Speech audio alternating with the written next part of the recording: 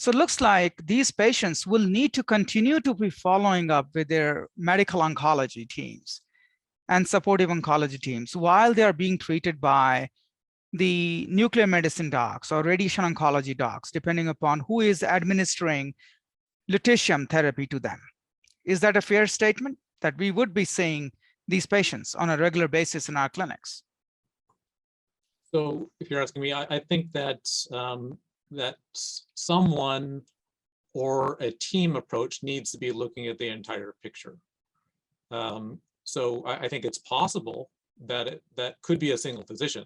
You know, there are, especially in Europe, but there are single physicians that do have the entire package. But I think overall, my bias is that a multidisciplinary approach is always better for an individual patient and their family. So yes, we absolutely need to have the expertise to be able to administer the radionuclides safely. And in the case of a radionuclide that does have some gamma emission, there are, you know, real, I think minor, but real potential exposures to family, et cetera. So it's just something to keep in mind. So someone needs to have that expertise.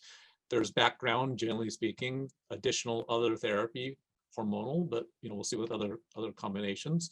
And as it comes to treatment choices, I don't think we, just because someone has a positive PSMA PET, that's the majority of people. So they're just because they have a positive PSMA PET, PSMA targeted therapy is not the only option for them. So we want to have that entire picture as we're going in.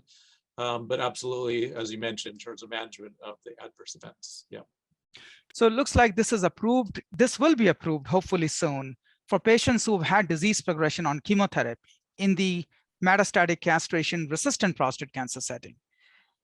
But there's no doubt these therapies may work better, especially as we have seen in the context of novel hormonal therapies. They do much better job when they move upstream to first-line CRPC or in newly diagnosed metastatic castration-sensitive prostate cancer setting. There is no doubt that lutetium PSMA treatment is going to move upstream. And you are leading a trial, multicenter trial in this setting, in the setting of metastatic castration-sensitive prostate cancer. So would you mind telling us more about the trial and how physicians can send their patients, refer their patients to that trial, for that trial? Sure. So there are, to be inclusive, there's, in my mind, two prospective randomized trials in the setting of metastatic castration-sensitive, hormone-sensitive, non-castrate, synonyms to me, prostate cancer. Quickly, the Australian trial is looking to address the question of ADT docetaxel with or without sequential lutetium PSMA 617. So it's a phase 2 randomized trial with a PSA endpoint, but just to kind of mention that, and part of mentioning it because the trial that was started within the US cooperative groups and now is an international Novartis pharmaceutical sponsored trial, initially called AFT 53, now called PSMA Addition, does not include docetaxel, but is looking to address the hypothesis that PSMA is a good target in non-castrate disease.